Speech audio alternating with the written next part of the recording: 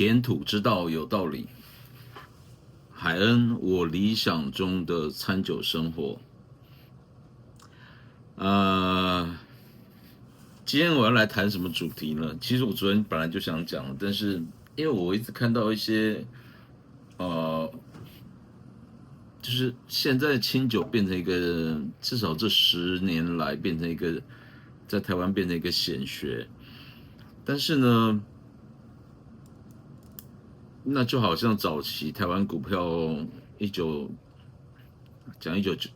年、1980年的事情，当然没有人知道了，我就不提了。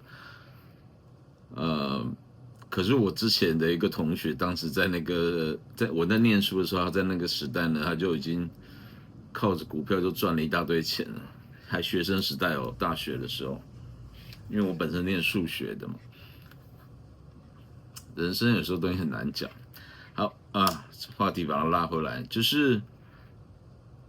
当时很多赚钱的人呢，就是带起了你讲投机风潮也是，但是另外一点就是说，也改善了台湾当时的一些饮食的一些状况。最主要的就是当然就是葡萄酒，所以很多人喝葡萄酒，就是年纪大一点的，像我属于年纪大一点的，或是比我年纪再更大一点的，大部分后来有能力去买葡萄酒，都是因为那一波那个经济热潮起来的人。好，当然有些人也已经过世了。好，那些股票大户啊，以前有什么股票4天王什么有的没有的，可是那时候台湾在喝葡萄酒，就是喝这种列级酒庄的酒为主，或是 Burgundy 还比较少，大部分那时候是波尔多的酒为主。为什么？因为那是最简单、最容易入门的嘛。波尔多的酒呢，本身就是你只看那个它的品牌，哪一个宝，哪一个La Vie、La Tour、Margaux 什么那些，或是2级的 Pichon Lalong 什么那些东西，就是你不用很懂，你也知道说哦，就这个牌子，因为那个酒厂在那个时候通常都是没有什么，很少有2军，或者他就这个酒厂就只有出这一款酒而已。所以这个酒又很高档，我又有钱，我就买了。那买了之后怎么喝？要不要成年？要不要搭配什么东西？没有那个水准啊！哈，就是说，我讲水准是以外国人角度来看啊。当然，有关于葡萄酒这种喝法该怎么喝，近年来大家当然因为随着外出国或者是餐厅的越来越多，就是台湾越来越国际化了。其实包含1980年解严之后，很多餐厅啊什么的，这样进来，然后开始出国也可以出国，眼界又开了之后呢，我们喝酒就不会单纯就只是喝这种列级酒庄的酒而已。虽然列级酒庄的酒还是很多人在抢，但是现在还是很热门的东西。甚至在国外，其实还有什么波尔多指数啊，这样在贩卖啊，就是有点像期货这样在贩卖。所以不能说它是已经退流行的，我只能讲说会喝波尔多和会喝现在有一些比较时尚的人士啊，喝 Burgundy 啊，或者我是不懂得为什么喝 Burgundy 就一定要讲究到什么特级园区，明明你就没有那么有钱，然后你硬要去追这样的东西，给我感觉就是有一点像是那种基础都没有打稳，你连 Pinot Noir 是什么东西你都还搞不太清楚，连这种葡萄跟别的葡萄的差别在哪里你都搞不清楚的状况底下，就是捧着 Burgundy 那种书那种，其实我这边也很多本啊，然后也有书商专门就是在翻译这些书里面的什么园，教你什么园什么园什么园，像这几年被炒得很厉害的那个爱侣园情侣爱侣园。讲 Burgundy 的东西，其实我在这方面我比较没有去，不能讲没有接触，我有在喝，但是我很早就已经把这个习惯给改掉了。为什么？因为我总是觉得喝 Burgundy 的一些朋友们跟我的调性不太合，因为那种感觉会让我觉得是在追求精品、名牌，或者是时尚的那种感觉，比较不像真正的在生活。你如果真的你说我也是喝酒，为什么不是生活？就好像你喝波尔多的那种列级酒庄的酒，已经一瓶2、3万的那种老酒或什么，那个，请问台湾的呃平均生活水准，我以中产来讲，因为我现在都是以中产来角度来切哦，因为台湾的中产至少比较相较于中国来讲，它那个是一个大 U 型的社会，这边的很有钱，没有礼貌，很有钱，然后粗俗无礼；这边的也是粗俗无礼，但是没有钱的。但是两个差别只是差一个很有钱，那个就是暴发户，那种非常暴发户的那种行为。哎，这个我要很坦白讲，真的这种就是跟我不是说台湾人就很好，而是说台湾人以前也这样子，所以你穷怕了这些人呢，一旦透过各种关系、党政军什么关系，这个捞到好处之后，出国怎么样的，再加上民主的一个自尊心，以前受损的自尊心，中国人哦，所以出去之后就变得是从自卑到极度的狂妄，就刚好跟这 U 型这样，然后我之前去上海的时候，本来想要做的是中间这个，我认为他们应该经济上来就应该会有一些所谓的中产阶级，但是跟我想象中不一样，他们的教育我只能讲实在太成功，那种教育把人这个狼性呢，或是比较偏劣根性的部分，竞争过度，然后处处要占人便宜的这些，真的是发挥的淋漓尽致啊！所以共产主义，如果那边是实共产主义的话，其实他们已经不是共产主义，他那个其实也是一个资本社会，那变成只是一个弱肉强食的一个资本社会，而且这里面权力哦，就是靠着他们所谓党的这种，如果您进去了党的这个所谓的他们叫做组织内啊，还是什么叫做，反正就是进入这个族群嘛，大概在1亿的中共党员里面嘛，你就吃香的喝辣的，然后赚钱就很容易，然后靠关系啊，靠这个呃彼此之间互相支援哦，就是靠关系，这个真的是非常非常的明显。因为我这边开公司也是有遇到类似的这样的状况，所以都很多都要摆平，会觉得很麻烦。然后，如果你喜欢这种权力游戏，你要去那种社会生活，最近不是吵得沸沸扬扬的，吵说什么你换国籍啊，或者是双重国籍啊，至少现在台湾跟中国两边是不一样的地方嘛，对不对？我没有讲错啊。一些傻傻的中国人认为说，你今天拿了一个什么中国的护照，就是甚至连护照甚至连护照都不带，就直接就是想要到台湾来玩，怎么可能？即便以前所谓的两岸开放，也不是说就像他们这个什么河南到河北去玩一样，不是这样子的。其实中国大陆，你今天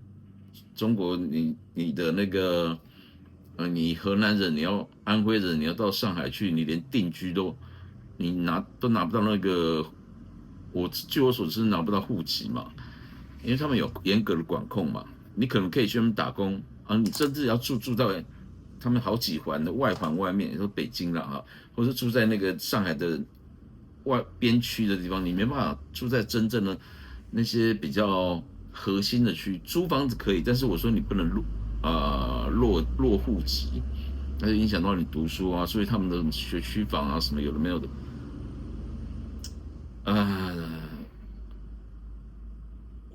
我的目的并不是在贬低他们，然后讲我们怎么，其实台湾也是一路这样走过来，那台湾一路这样走过来，他们现在有的毛病，我们之前也都有，包含这个饮食文化也是一样哈。那饮食文化啊、学区啊，我小时候也是啊。我小时候在花莲长大，然后花莲虽然是乡下的城市，我讲的花莲市，但是它里面也是有比较好的小学、比较好的国中，相较于啦，所以花莲很长哎、花莲很狭长啊，花莲没有台东这么狭长，但是花莲也是很长的一个县市哈，你看图就知道了。所以里面有很多乡村啊、部落等等，他们当然也有小学。在花莲市里面也是有分区域的，所以比如说我要去念我要念某个国中的时候，我就记得我是要迁户口的，挂在某个呃那个户口是不用有血缘没有关系的，有点像租房子那种，但是就是家人父母的同事啊朋友啊，然后让我们挂户口挂在他们的那个户籍底下，你才可以拥有去念那一个区域的学校的权利。台湾现在也是如此啊，也是没有说怎么改变啊，只是我们这一方面是比较开放的，并不是说我不是地震处的人，我没办法讲得很清楚，我只能讲说，我们不会像上海，它这是严格的限制，你除非你说是嫁给上海人或娶上海女孩子什么，你才有这样的户籍。北京啊，北上广深基本上都是这样子了。我扯太远了，就是前面讲的就是拉里拉扎提了一堆，但是目的是要讲的就是有钱之后。大部分的，不管是中国、台湾，其实日本也是差不了多少了哈，新加坡、香港也好不到哪里去哈，因为你这个整个近代史来讲，就是西方是为主导的嘛，因为他们这个文艺复兴之后啊，发明啊、研究啊、读书啊、成立大学啊什么等等的那些技术的改进，到即便到现在目前为止，也只有一个所谓的日本，而且日本这几年又有一点掉下来了，然后表现的不错。那新加坡那个是纯粹是因为港口的关系，然后怎么讲呢？这个文化底蕴还不够，而且我觉得跟羌人的统治是有关系的。好，这方面就是一个取舍的问题。那台湾是我觉得刚好介乎在中间，当然没有前人的革命流鲜血或者是我们上层的一些之前的高层的人的一些呃有心想要改革，不然的话，或是想要去争取，不然的话，台湾也不可能走到现在的地步。大家要好好珍惜。我今天不是要谈政治，我只是谈说，那个年代有喝葡萄酒的时候，就一股乱象，那种乱象就是追求品牌啊，追求这种暴发户的心态啊，吃什么东西。所以当你买东西，比如说你可以去买很多很有名品牌的衣服的时候，接下来你要讲究的什么？你是出门就拿那个标签没有剪掉，或者就亮给人家看说，你看我买这个牌子，不是啊？你买了这种品牌的衣服之后，接下来就是你要穿搭嘛，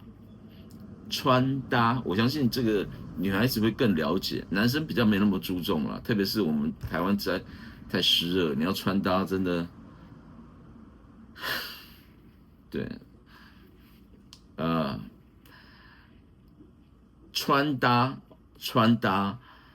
什么叫穿搭？就是你要把你手上有的这些东西，在你的身上做一个完美的组合嘛。而这种东西不是只有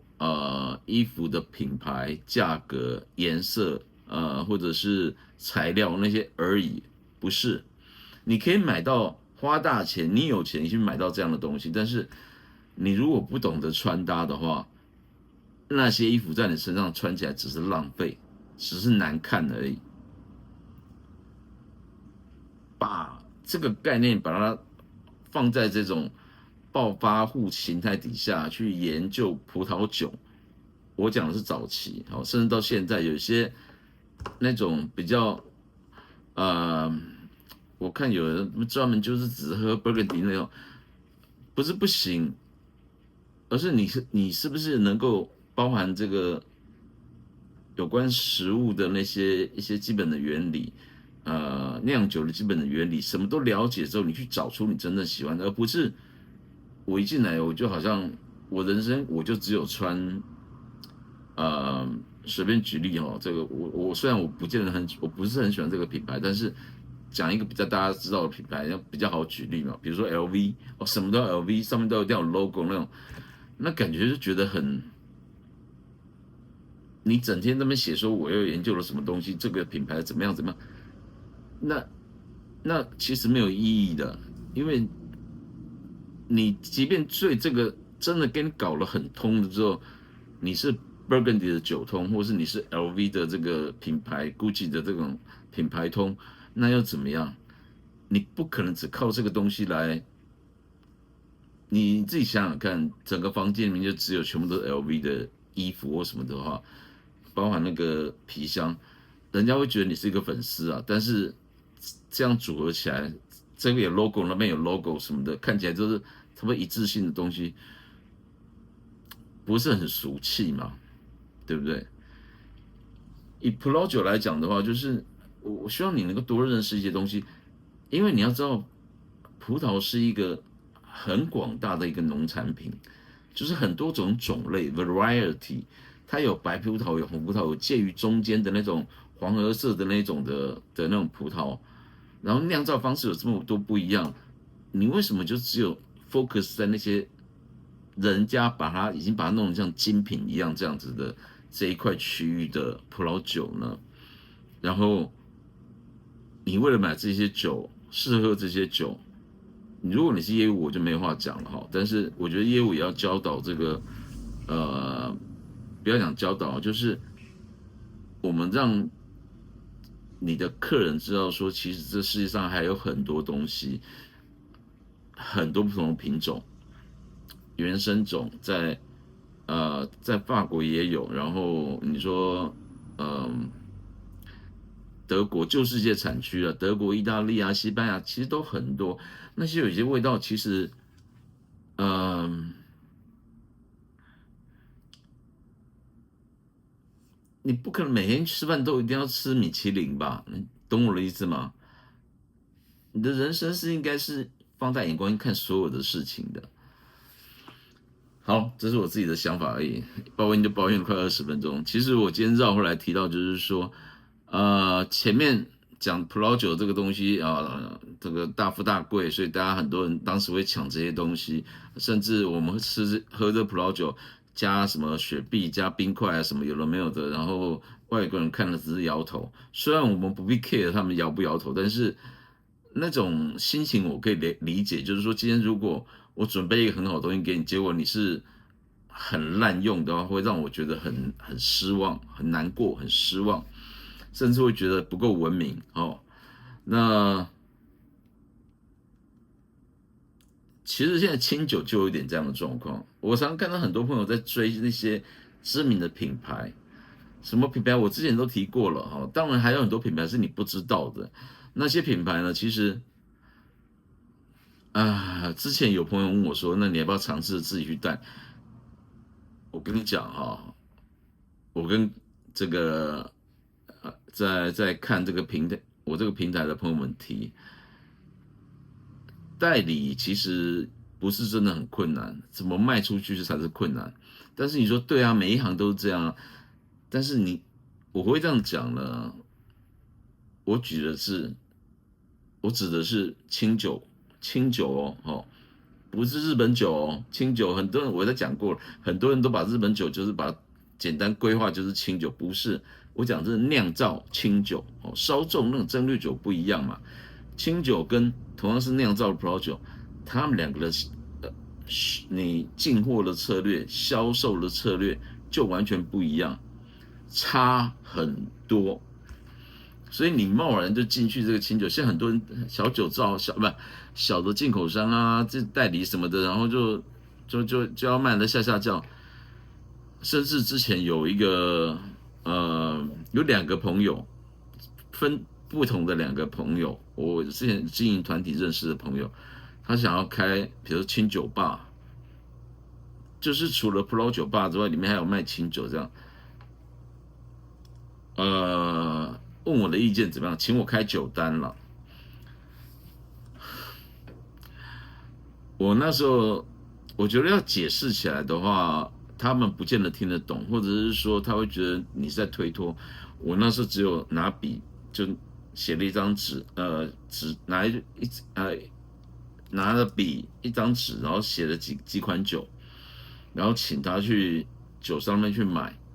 就是现有的那些酒商去买。买了之后呢，这些酒呢，你同一天都开来喝。当然我没有，我是开四五款嘛，那就不一样的酒，你开来喝，然后第一天喝，每个都喝一点点，喝一杯，然后第二天再试喝，在第三天再试喝，然后你自己去体会这种感觉。我的意思是让他们知道说，清酒的味道的变化，那个那种那种程度，其实是跟葡萄酒是差很多的，就是它的那滑坡下来，一旦开了，就滑坡下来更快，甚至我跟他们讲，你去找这个清酒，你看你应该找到它那个出厂是什么时间的。简单讲就是库存的管理，还有它的风味的变化是跟葡萄酒是完全不一样的。所以如果你进了这些酒，除非你进的就是那种品牌，比如说那些很有名的品牌，我就不提了。那万一你进到你觉得说不错的清酒，然后呢，你有心想要推广，你会发觉失败的几率很大。为什么？因为市场上目前为止，我看到我可能会接受，我会觉得说，哎，这个酒我想要试试看。但是很多人连看都不看在眼里啊，因为我有钱我买这个，可是人家不知道没有用，而且我也不晓得它的好不好喝。然后那个不是就比较回归到你今天如果有钱的话，你们买布我都列级酒庄，或者买 Burgundy 的那些一级元的那些东西，这样拿出去人家才知道啊。不然的话，其他的你意大利的那种原生葡萄品种酿的什么酒 La Crema， 听都没听过 Dolcetto 很好喝的酒，小小可爱，配肉食料理很好的，红酱很好的，哎，什么都不知道，那种日常生活中很好喝的酒呢，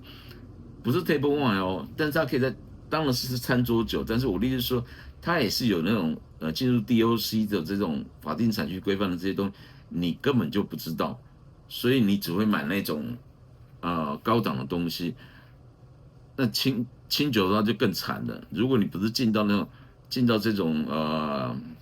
早期的踏迹，现在14代风之声什么，你很多酒你会很难卖，很难卖的结果呢，因为它 descending 就是那个品质掉下来速度很快，你到后面就越来越难卖了。那如果一个酒造跟你讲说，明明它是很好的酒，结果你要花很大的时间去推广，然后推广了，这种教育的过程呢，其实会人家就已经满手都排都是大老二了，都是14代，都什么东西，新政什么的，然后精米步合多少这个10啊8啊9啊什么的，你怎么跟他打呢？为什么？因为这些人他们看的就只是看这些东西而已。你手上有了这些很好的酒，明明是做的品质相当好的酒呢，他们也不懂日本酒，所以整个就你东西就卖不出去了。那你卖不出去，你说我一杯一杯卖，那状况会更糟糕。因为酒一旦打开，你不卖还好，它虽然有下降，但是你把它冷藏的，它下降速度还不会那么快。你一旦打开，空气一接触的时候，那个酒就已经几天之内就水准就差很多了。所以后来我分别跟他们讲之后，他们有一个是直接听我的劝啊，就没有去做了。另外一个是我不晓得他有没有去做，他可能会觉得我讲的太夸张，但是他实际去卖，他就知道这个结果会是怎么样子了。所以你清酒要单杯卖，那你说日本居酒屋为什么可以？因为日本人有喝酒的文化，他们有专门居酒屋就是专门就是要喝酒的地方嘛。我们不要把它想居酒屋想的是吃饭的地方。台湾人，我们在区分这一块部分都，因为我们的进食习惯跟日本人是不一样的。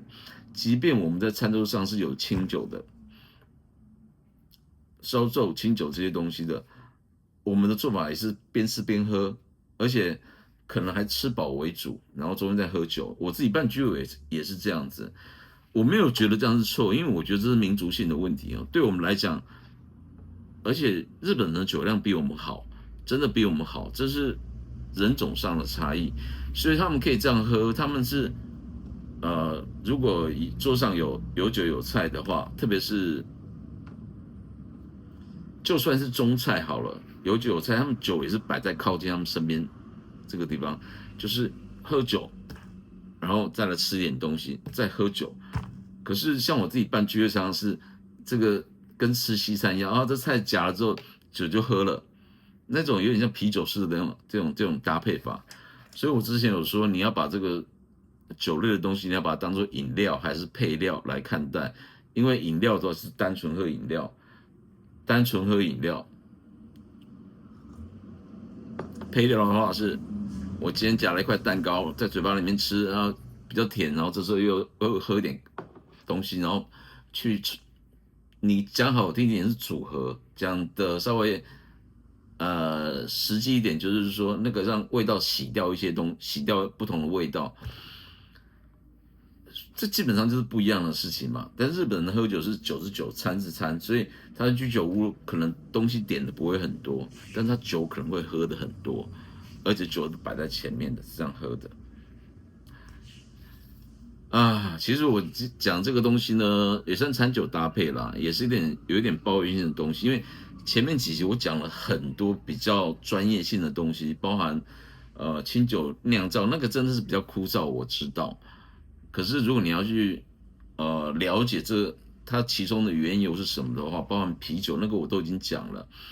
它是比较枯燥的。我现在这段时间先讲一些比较简单的东西，然后随后我再来把之前酿造的部分的一些东西拆开来讲。比方讲，你如果去鉴别这个清酒的它的风味，或者是 whisky 它怎么去，它的差异性在哪里？啤酒的差异性在哪里？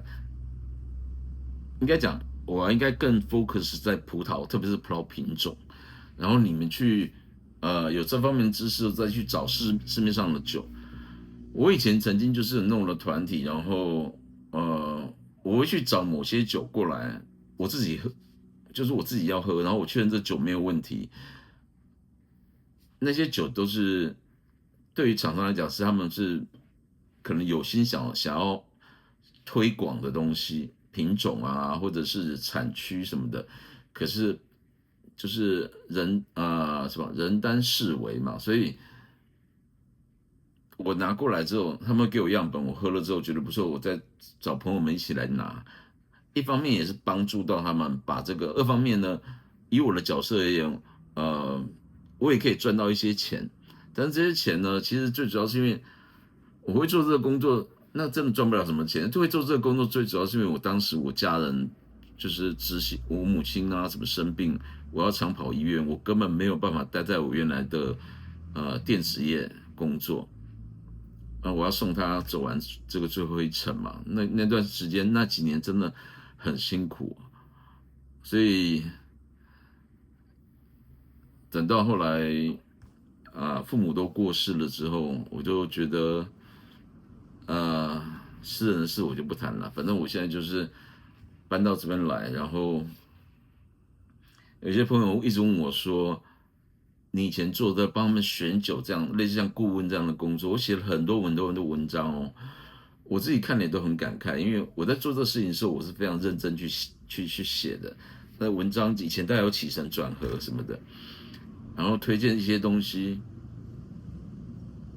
就是有打开一块市场。之前海恩当然是我的笔名嘛，别名嘛。那时候我们在清酒界应该算是进口商不管哦，但是以我这种中间这样的角色来讲的话，我有自信，我应该是算做的相当好的一块，特别是加进来的知识，然后特别是呃，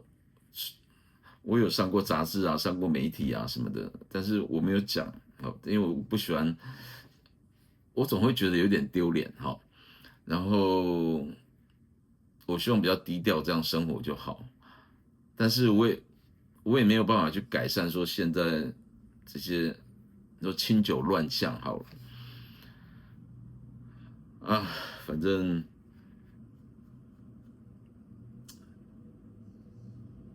这一期因为前面抱怨的时间比较长了，所以我本来要谈的是如何做清酒的餐酒搭配，没关系，我就维持个30分钟就好。有关清酒搭配的东西呢，其实我已经准备了一些教材，比方讲像这个，反过来看哦，就是日本料理的前菜与主肴啊，肴这是肴这个字哈、那你看到这一盘这样的东西，上面有很多东西啊。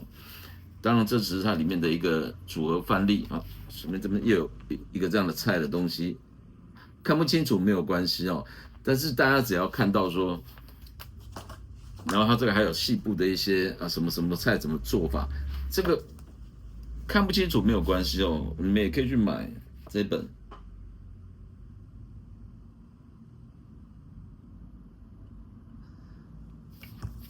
但是这是师傅在用的啦，所以你一般人买了没有用，因为野崎阳光是一个很有名的师傅。但是这个部分我先做一点预告，就是说，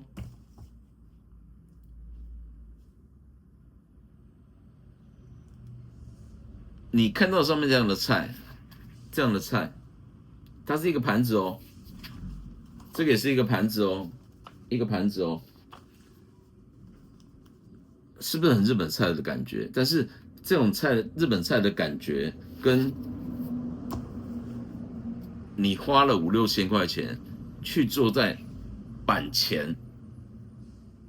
寿司店师傅的板前，你吃到菜有没有一样？有没有一样？